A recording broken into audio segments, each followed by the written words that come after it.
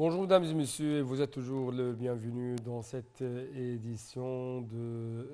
Midi au quart, votre fenêtre sur les grands événements qui ont marqué la scène égyptienne dans plusieurs domaines durant les derniers jours. Donc nous allons être ensemble dans cette nouvelle tournée dans le monde égyptien, mais après cette petite pause.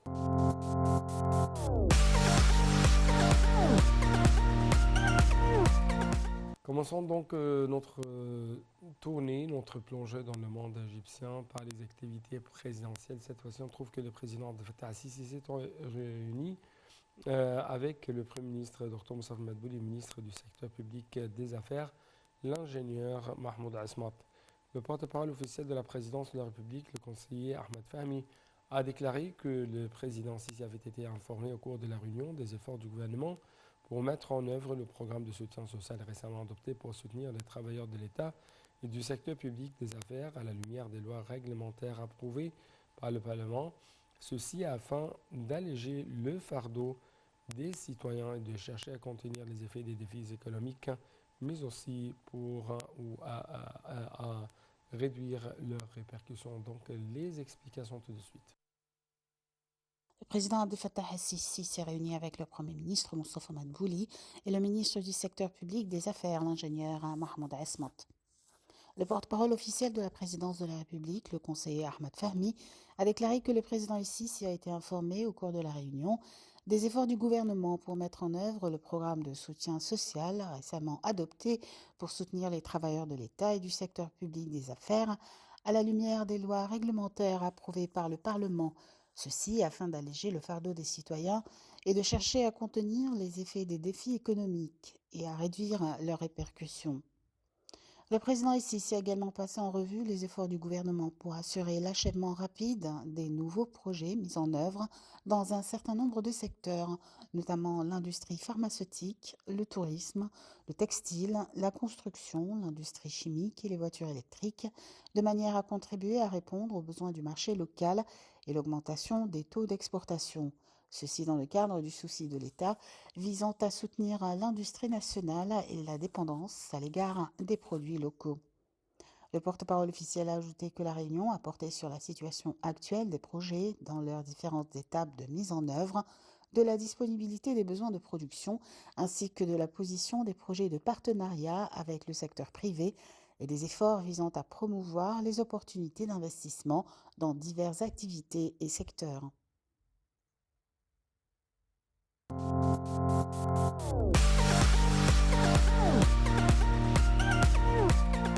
Le président Abdel Fattah al-Sisi a également ordonné de poursuivre les efforts visant à accroître l'investissement dans les ressources humaines égyptiennes et à travailler pour explorer et à exploiter toutes les opportunités. Ceci est intervenu lors de la réunion de chefs de l'État avec le Premier ministre Dr Moussa Madbouli et la ministre de la Planification et du Développement économique Dr Hala Saïd. Un commentaire. Le président Abdel Fattah al-Sisi a ordonné de poursuivre les efforts pour accroître l'investissement dans les ressources humaines égyptiennes et de travailler pour explorer et exploiter toutes les opportunités. Ceci est intervenu lors de la réunion du chef de l'État avec le Premier ministre Moustapha Madbouli et la ministre de la Planification et du Développement économique Hala Saïd. Le porte-parole de la présidence de la République, le conseiller Ahmed Fahmi, a déclaré qu'au cours de la réunion, le président a été informé de l'avancement des travaux sur un certain nombre de dossiers du ministère de la Planification et du Développement économique, y compris les principales caractéristiques du plan d'investissement de l'État pour le prochain exercice 2024-2025. Le président al-Sisi a fait le suivi de ce qui a été mis en œuvre dans le plan de l'exercice 2023-2024 actuel et les secteurs les plus importants liés à la mise en œuvre du plan qui donne la priorité au développement des ressources humaines en se concentrant en particulier sur les secteurs de la santé et de l'éducation. À cet égard, Monsieur le Président a dirigé de poursuivre les efforts visant à accroître les investissements dans les ressources humaines égyptiennes, d'explorer et d'exploiter toutes les opportunités de développement disponibles, en plus d'orienter les investissements afin d'obtenir les meilleurs rendements pour les citoyens.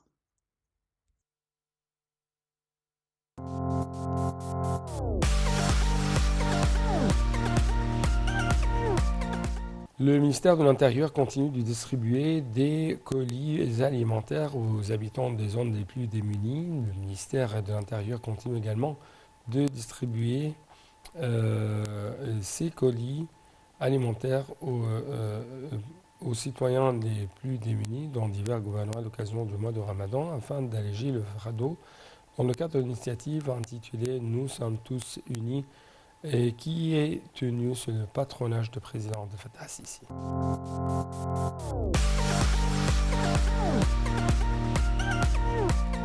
Parlons un peu plus de l'économie égyptienne. Cette fois-ci, on trouve que des produits de base, mais aussi des produits de besoin de production pour un montant de 1,7 milliard de dollars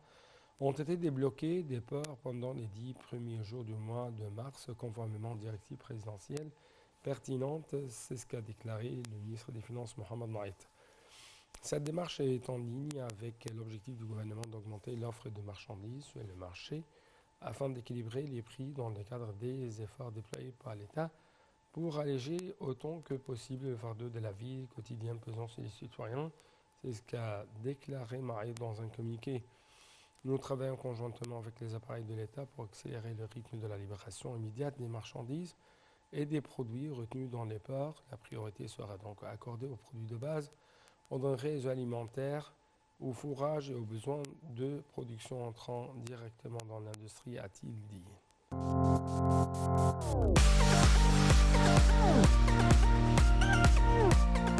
Quant au ministre du Pétrole et des Ressources minérales, Tariq El-Molla, il a déclaré que le secteur pétrolier avait pris des initiatives et des mesures exécutives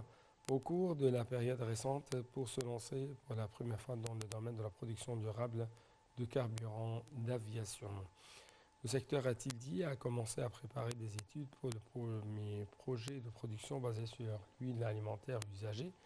et a développé une vision, une stratégie proposée pour sa mise en œuvre à travers l'Egyptian Petrochemical Holding Company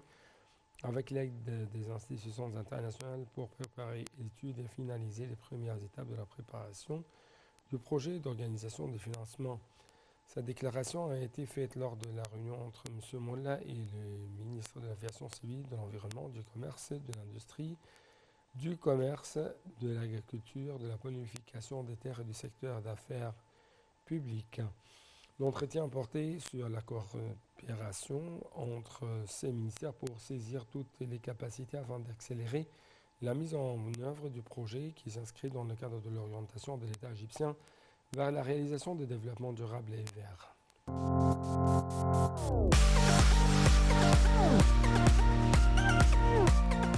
Le ministre de l'Agriculture et de Restauration des Terres, Saïd Al-Qassir, a affirmé que le développement du secteur agricole était une priorité publique faisant état d'accomplissements inédits réalisés sous l'ère du président Abdel Fattah al-Sisi afin de parvenir à la sécurité alimentaire étant partie intégrante de la sécurité nationale du pays. Lors d'une réunion avec le directeur général d'une société spécialisée dans la recherche appliquée, le ministre a mis l'accent sur l'importance des programmes d'innovation et des technologies dans le domaine agricole. Les échanges ont porté sur notamment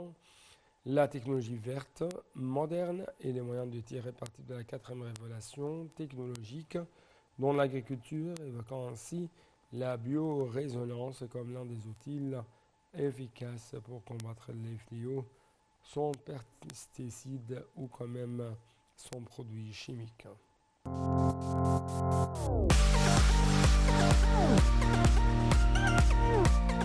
Quant à la ministre de l'Environnement, Dr Yasmine Fouad, elle a assisté à la signature de l'accord du projet Hurghada Vert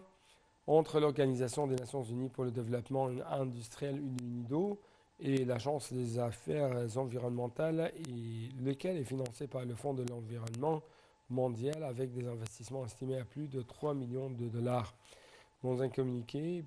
publié par Mme Yasmine Fouad, elle a noté que le projet comprenait plusieurs axes de travail qui visent à réaliser la reprise verte et la croissance durable dans le secteur touristique et les autres secteurs influents à l'Ouganda. Lier le plan de relance verte au mécanisme de soutien financier à travers le renforcement des investissements verts pour atténuer les émissions et réduire les dégradations des écosystèmes marins. l'amélioration de la compétitivité économique du secteur du tourisme et le fait d'assurer la durabilité environnementale et économique à long terme des infrastructures à faible émission de carbone. De son côté, le directeur régional du NIDO en Égypte s'est réjoui de la signature de cet accord du fait qu'il concerne l'une des industries les plus précieuses, mais aussi les plus vitales en Égypte, à savoir l'industrie touristique, et du fait que l'Égypte était une des importantes destinations touristiques en Afrique, et classée au premier rang en termes d'attractivité dans le développement du secteur du tourisme, ce qui fait de ce secteur un contributeur important dans le PIB, une source importante de création d'emplois.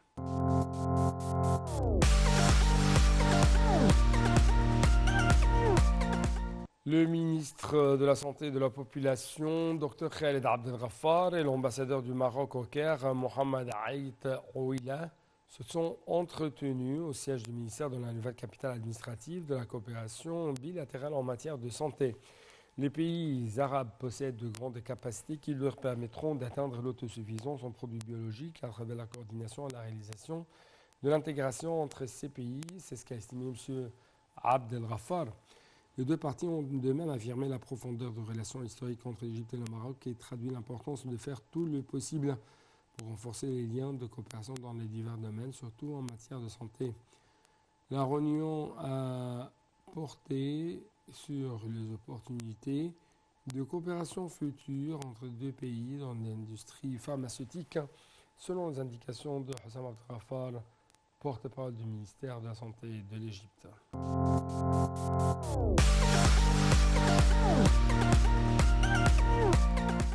Le ministre de l'Enseignement, Reda Higazi, la délégation de l'Agence des États-Unis pour le développement international USAID, ont passé en revue les préparatifs du lancement du document de normes de l'enseignant pour demain. Monsieur le ministre a loué les projets réussis et réalisés avec l'USAID, notamment l'expérience des écoles pour étudiants doués dans les sciences et les technologies STEM.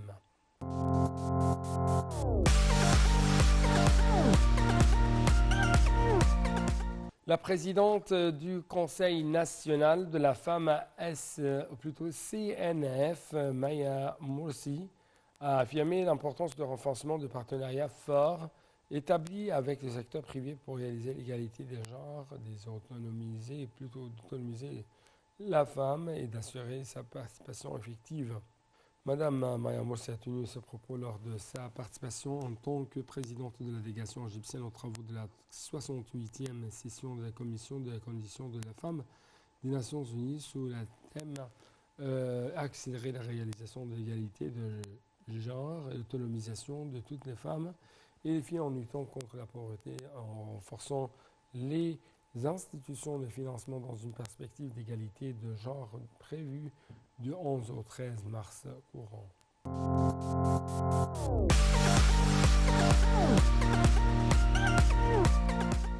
Donc avec cette dernière information, nous devons clôturer cette édition. Merci beaucoup et à la prochaine.